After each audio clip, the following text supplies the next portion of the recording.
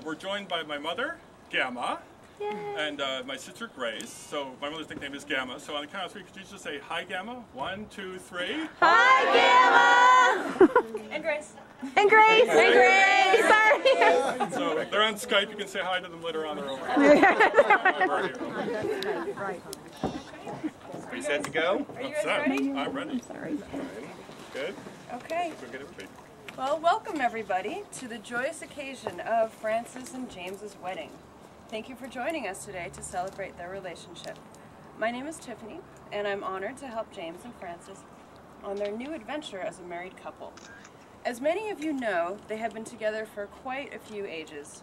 They're not a brand new relationship. They're not lovebirds rushing to the aisle. What we see before us is a relationship that bloomed almost 13 years ago, and it has been carefully cultivated and cared for since then. What makes them a great couple is in fact that they have nothing in common. Let me speak briefly about them as individuals. Francis. Some of you might know him as Frank, Cheese Whiz, Franty Pants, or 4-Star Francis. James refers to him as Sweetie Pie. In fact, when they were buying this house, James had to be reminded that Sweetie Pie was not a legal name. Francis is a man of many talents, all delicious and beautiful. His passions, besides James, involve cooking, gardening, teaching, and traveling, all of which he approaches with diligence, care, and a gentle hand. For those of you who have had the pleasure of tasting Francis's cooking, you guys should raise your hands. You all know that you can taste the joy and love put into his meals. His drive for perfection and excellence are well appreciated by James, who waits on the sidelines cracking smart comments while watching his Sweetie Pie move gracefully through the kitchen. Another thing you may or may not know is that when Francis travels, he seeks out adventure. He wants to hike miles through the thick jungle to find a serene tea room in a temple to sample local delicacies, while James... Can we hold the thought? Yes. It's a nice thought to hold. Yeah, well, what are you doing today?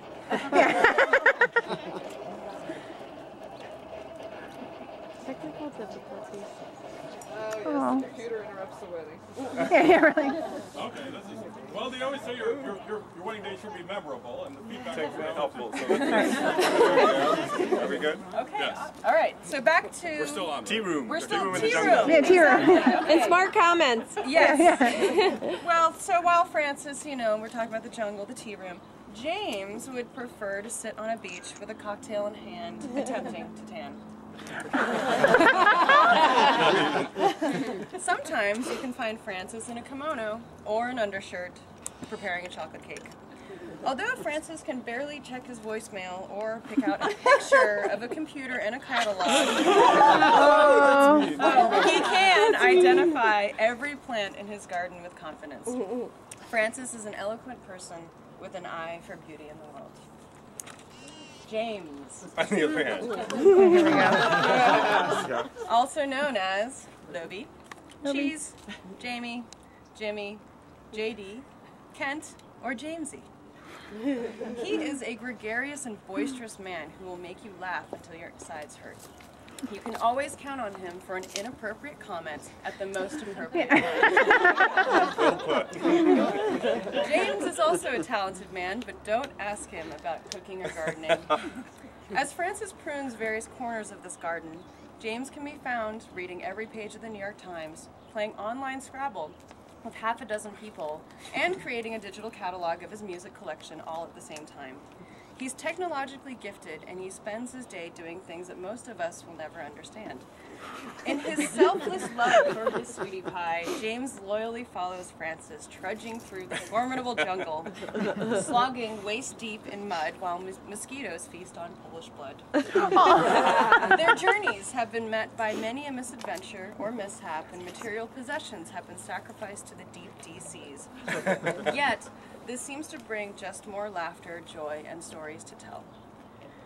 When James is moved by particular discussions or stories, he tends to increase his volume and open his eyes with great excitement. There have certainly been more than a few times where I felt myself riding the James train with no seatbelts, hands up in the air, and mouth wide open, with no care that I might swallow a bug. James is full of spontaneity, enthusiasm, and mischief.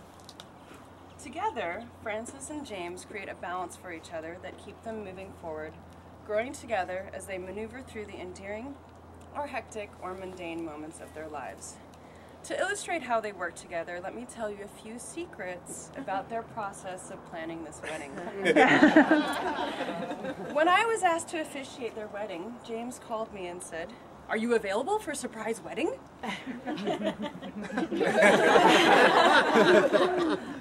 "A surprise for whom?" I asked. "For my sweetie pie." "Oh, it'll be fun," he replied. Now, Frances is not one who always delights in surprise, like James. I was really not clear what I was getting myself into. By the time I arrived for dinner with my partner, the surprise was tossed out the window, and I was told that the wedding would occur somewhere within a 2-week window. At this point, the involved parties were only in agreement that there would be a wedding, but not when, where, or how. Playful banter, fueled by love and affection, peppered the conversation, as each of them had a slightly different idea of how this was all going to go down. Over the course of a few weeks, Frances and James together planned their perfect wedding, a gathering of loved ones at their home with good food, strong drinks, and pleasant company. Now, I told them I wouldn't babble on, so we need to get to the party. So here's the most important part of the ceremony. Frances and James are getting married, legally married. This is an important moment for them and a historical one for civil rights. We are witness to this special pledge of their lifelong commitment. Friends and family gathered today. We are here to wish them well for their life together. I would also like to take a moment to acknowledge that there are important people in James's and Frances's lives who are not able to make it today, but who send their love and blessings.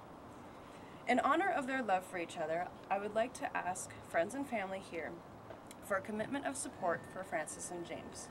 Please say "we do" to affirm this union. Do you, friends and family, offer your blessings and love in support of the marriage of these two fabulous men? We do. That's great.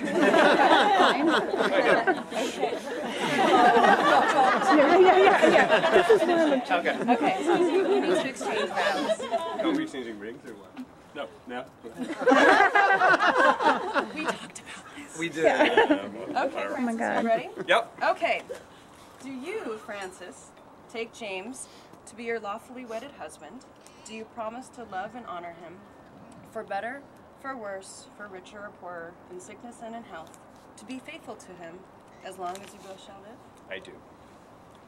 Do you also promise to make fantastic meals and listen to James's oft-repeated stories? I suppose. All right, James. Do you, James, take Frances to be your lawfully wedded husband? Do you promise to love and honor him, for better, for worse, for richer or poorer, in sickness and in health, to be faithful to him as long as you both shall live? I do. Do you also promise to make Sweetie Pie laugh forever and ever? I'll try. Okay, so Frances, you're going to repeat after me. Okay.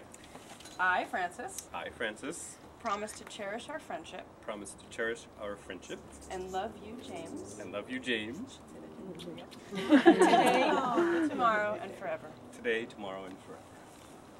James. I, James, I, James, promise to cherish our friendship promise to cherish our friendship and love you, Frances, and love you, Frances, today, tomorrow, and forever. today, tomorrow, and forever. So by the authority vested in me by the state of California, I pronounce you legally wed. I bless this union and make you whole.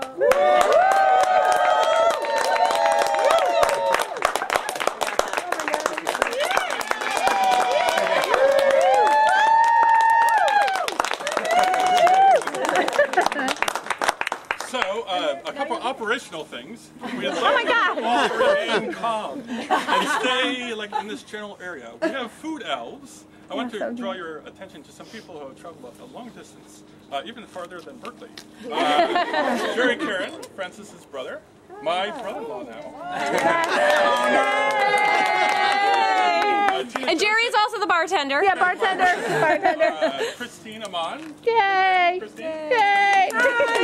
My sister, Tina Dudek Joseph. Yes. And Celia. Where's Celia? Right there. Celia. Wait, I have to give a shout out. Without her Jewish momminess, this day would not have happened. Because she kept saying every weekend, so, when's it going to happen? Are you getting married yet? So there we go. Right.